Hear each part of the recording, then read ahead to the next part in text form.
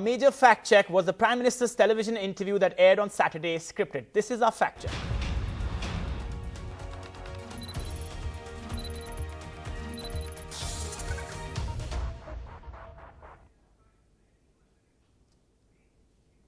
Now, who's saying this? Well, one of the first claims comes from the fact-checking website Alt News' founder, Prateek Sinha, where he reveals through this tweet that Prime Minister Modi is asked to recite a recent poetry of his in the News Nation TV interview, the channel that did the interview. He asks for his file, which is duly handed over, and he starts fiddling with a bunch of papers. The paper on which there's a printed copy of a poetry also has a printed question on the top.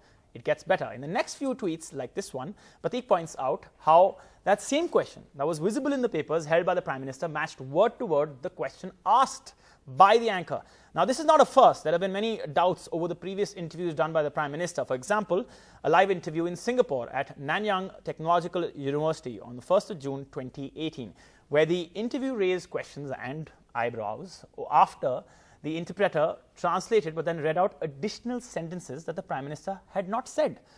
Also, here is a tweet from the 9th of April, 2015 from Julien Visseo, I hope I pronounced that name correctly, who is the South Asia correspondent of Le Monde, a French daily afternoon newspaper, where the journalist claims the newspaper refused to run an interview of the Prime Minister after they were told to publish written answers, not to interact with him. So let's bring in our guest, Prateek Sinha himself, the founder of fact-checking website Alt News, Krishna Prasad, the former editor-in-chief of Outlook, and Shantanu Gupta, who's the author of Yogi Adityanath's biography, The Monk Who Became Chief Minister. Prateek, I'll start with you. Is there any doubt in your finding? There is no doubt. I mean, see, it may be a common practice to sort of give broad topics to politicians, especially, CEOs, prime ministers, as to, these are the kind of questions we are going to ask. But the issue here is not just that, that the questions were given, but the issue here is that the questions were of the nature which were designed to prop up the Prime Minister's image. What does he eat? What sweets does he like? About his technological prowess. You're saying there's no way you could be wrong. No, there's no doubt that the questions were given beforehand. But as I said, that is not the only issue. The issue. We'll get to that. I just want to go to Shantanu now. Shantanu, do you agree that this looks like the interview was scripted? See, before any interview, I'm sure there's a discussion between the journalist and the interviewer, what kind of landscape of the interview it is, right? And an interviewer can always add that maybe to add little more fun or little more humane side, we'll ask some general questions also. So I'm saying, so what's wrong in that? See, this Prime Minister is the most communicative Prime Minister I've ever seen in my political analyst career. Big radio, usage of social media, news channels, directly connecting to rallies, directly connecting to students. So I'm saying some channels may have a grudge that why the interview is not given to us because nobody is watching them. Maybe that's also now the grudge is converting into this is scripted, that is scripted. I mean that's the main problem, I think. All right. Because if you've seen the interview, Rafale, job, demonetization, surgical strikes, everything is asked. Every uncomfortable asked in the 5-6 interviews I have seen in the last 2 months. So you're saying it's okay if the discussions, if the journalist and the subject have a discussion initially about what questions there'll be, but I'm asking you about the question being verbatim given to the person you're interviewing.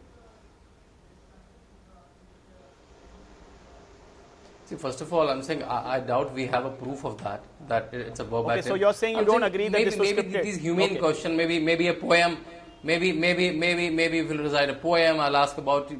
So maybe 1 or 2 questions which will add the humane side of a person, which a lot of people want to hear. Everyone doesn't want to hear economic numbers and Rafale theories. Krishna Prasad, sir, if I can move to you now. What do you make of what Shantanu has said? And also, to be fair, isn't this a common practice world over for heads of countries where sometimes the offices of the heads of countries actually ask for the questions?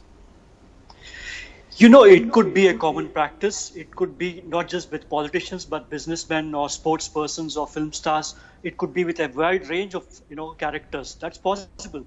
But I think we should look at the backdrop to what has happened with Mr. Modi here. Mr. Modi comes in with this great reputation of being a master communicator. And I think most people get the word communicator wrong because he's actually a one-way speaker. He doesn't communicate. He only talks down to you or talks to you. That's one. Secondly, I think this is not the only instance where Mr. Modi seems to be doing a pre-scripted thing.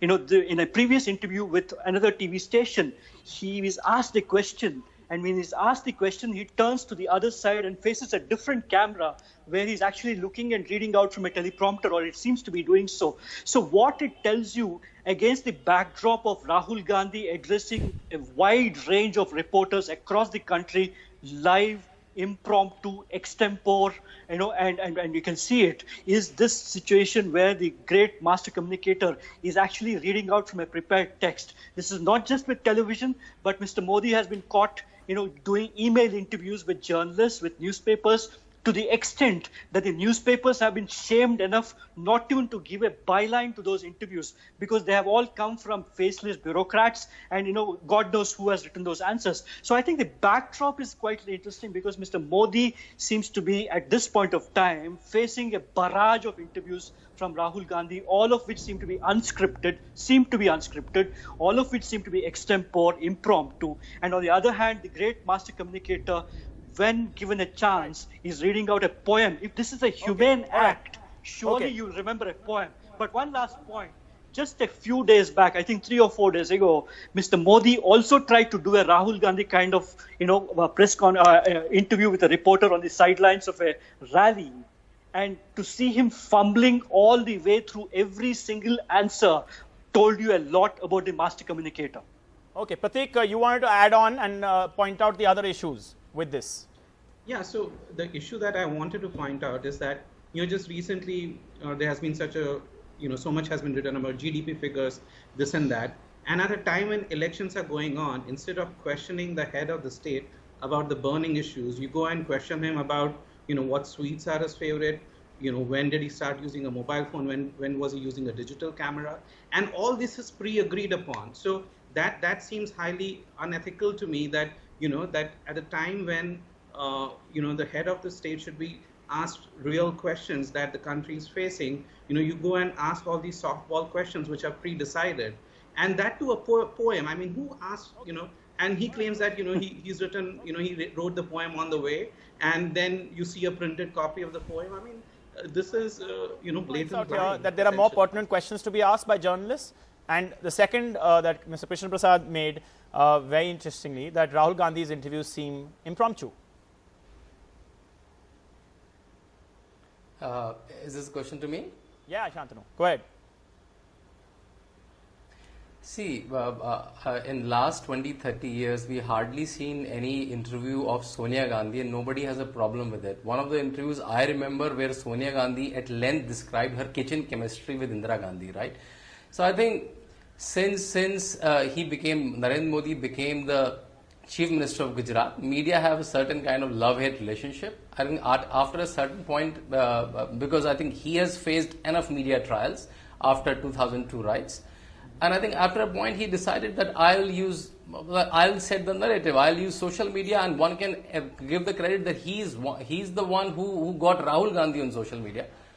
Because he's one of the early rider of this vehicle. He started setting the narrative. All right, Shantanu. As soon as the new year started, he gave a print interview to ANI. He gave an interview, a sort-called non-political interview to ANI, published by anyone. I'm saying someone Mr. who has Prasad, a problem. final comment for you. He's good in communication.